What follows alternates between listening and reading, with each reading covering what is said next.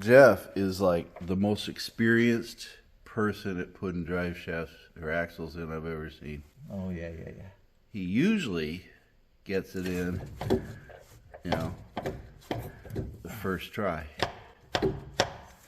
Like so. Pretty cool, huh? No fingers were lost in filming this video. Isn't that cool how easy he gets that in there? Bill showed me. Now he's just got to get the splines lined up to the actual bearing. And then he'll be done. He'll be where he's got to be. Look at that. Slides together like a perfect 3D jigsaw puzzle. Like butter. So if you ever need Jeff to put axles in, just give him a call. He does it the first time every time.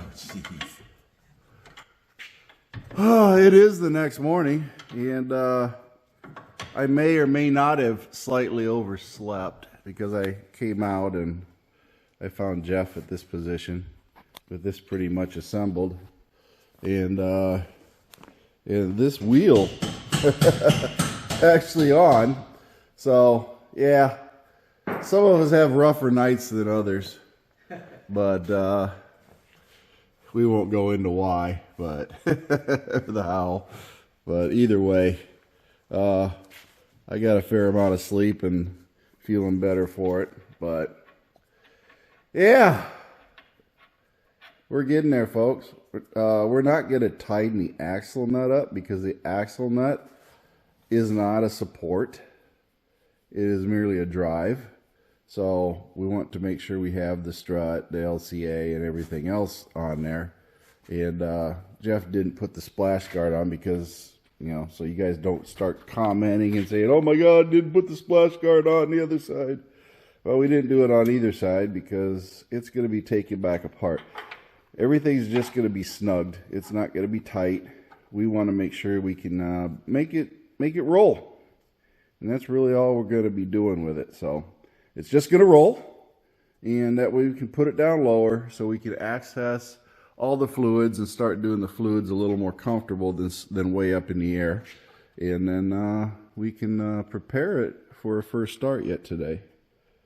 So hopefully it works out.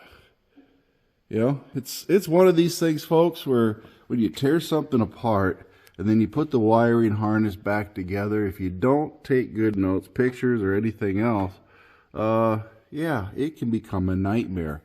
You have to be meticulous. And that's the only way I can state it, is meticulous. So when you go through and you start putting things together, you have to account for every nut and bolt and make sure that you did it.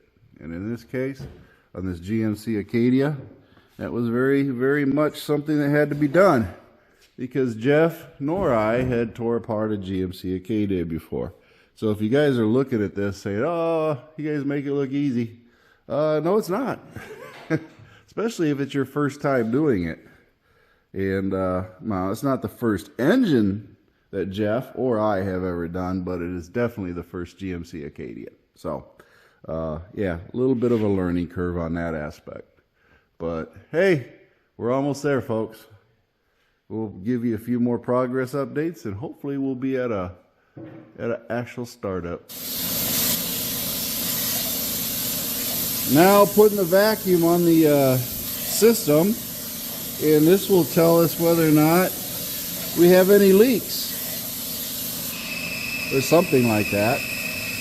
Anyway, put a vacuum on the system, and then once that's done, we'll then add the coolant to the system once the vacuum is established and fill it up. I'm currently working on filling up the transmission. So once we get that full, it takes, gosh, I forgot how many quarts. What did I say? 9.5 quarts of transmission fluid, and the coolant is 11.8 quarts. So I got 1 gallon in here already. This transmission was rebuilt and had 0 transmission fluid in it. So we're just going to fill it up until it's registering full. And I'll put 2 gallons, but I'm going to check the level here after about 6 quarts just to make sure I'm not overfilling it. I got a way to pull more out if it's over full, but I think for the initial start, if it is a little over full, we'll just let it run and see if it settles down and fills the torque converter and all that stuff, because we're pretty sure it had none in it. So we'll go from there. And Jeff is connecting the Angry Pixies to the Acadia. That's it. Do we have Angry Pixies now? Is the battery dead? That'd be No, a the battery's fully... if it was dead. Nope, I fully charged it. Fully charged with Angry Pixies. So we've disconnected the fuel pump FSCM fuse. Quick review, we moved everything out from underneath, although we don't want to run into the garage, so we're not going to go anywhere but forward if we go anywhere. Although we do have to go through reverse to get to forward, so that could be hairy. Ooh, we got power. Look at that, 4 months since this thing's actually had power. Let me go look at the cap, see. That's not fuel pump. That must be the engine, the Yeah. computer, huh? Let me open the cap and see if I can see any oil.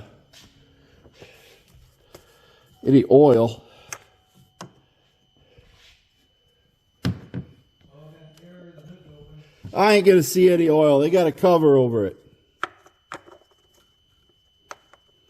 Thank you, GM. You can't actually see the valves. So, hold on. Okay, well the fuse is disconnected, so if it starts, then I know I got the wrong fuse. It should just crank.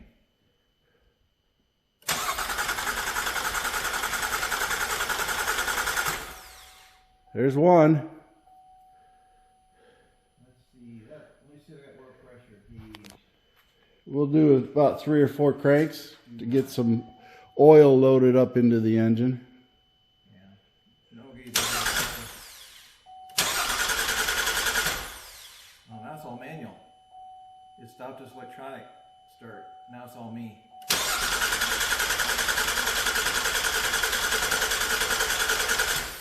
I say, Nothing's knocking. yeah, it's quiet. The starter's quiet.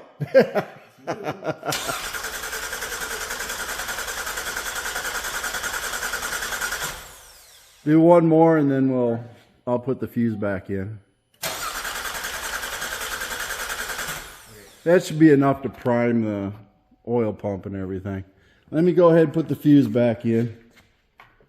Hey, do you remember where it goes?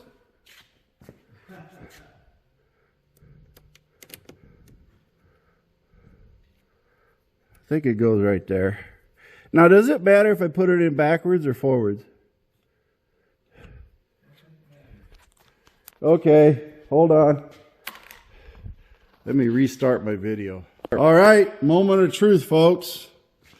We have the fuel pump turned on, fuse is in. Now we're going to try to crank it. Ooh, there's some fuel pump action.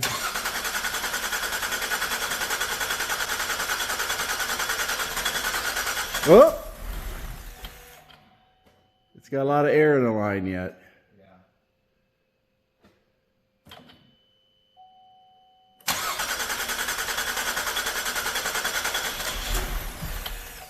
Oh, it's wanting to.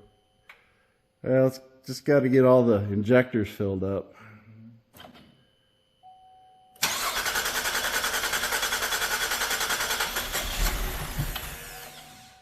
So close!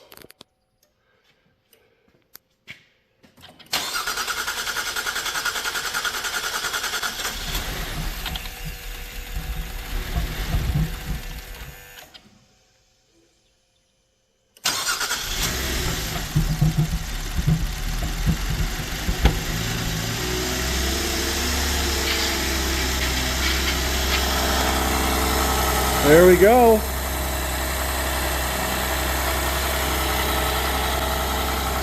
Took a bit, but we got it. Sounds quiet. Got any lights? Got dash lights? Oh yeah. I have one engine light, might be from all the over cranking. One engine light. We'll be able to read codes to see what it is.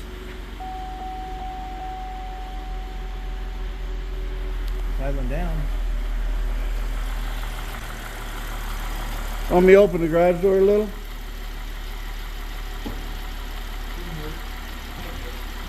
And then we could pull it forward a little bit. Well, you got the emergency brake.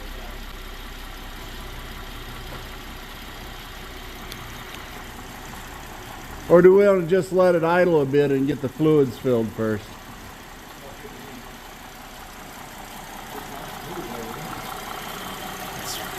I mean, it's quiet. No vibrations, nothing. So whatever that check engine light is, we'll be able to figure it out with the scanner. Yeah, I bet it's just the cranking or something. Can't be too much because it's running. So hopefully nothing serious, but it's a check engine. It ain't like it's a wrench, right? Anyway, folks, it's running. After 4 months, it is now running.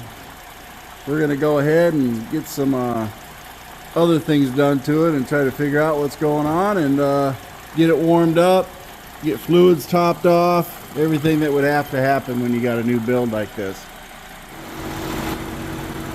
Well, we figured we got a traction control light on and the fans are working. Apparently by our scanner they're turning on at about 240 degrees or so, and then once it gets down to about 230 then it shuts off. I don't know if that's right or wrong. It seems awful high to me, but anyway, we don't have the traction control the lights on because we do not have the nuts cinched up, so we're thinking the wheel speed sensors are just not close enough since the axle nuts are not tight. That they're making contact or making a sensor reading like they want to. So that's where that's at. Transmission fluid, I have put 10 quarts into it, probably a little bit over. It's a little over full now, but 9.5 seems to be out where it's at. We may have to suck a little bit out, but we're going to let everything run and settle down and fill up, and power steering is settled down, it's filled up, and the coolant, I mean, it's running. And we're full. The bottle hasn't dropped, so the vacuum on that worked out pretty good. But other than that, I'm gonna say it was a success, and this GMC Acadia is gonna have some final work done to it, and then we'll start reassembling the front end and getting the final stuff done on the suspension and everything. So it's just sort of assembled. It's not really ready for road work. But that's where we're at for now. And there goes the fan turning off. We've had it idling for about 30 minutes now, so still running good. Thank you for watching MACT's videos, and remember to like and subscribe. This is a Mercy Go production.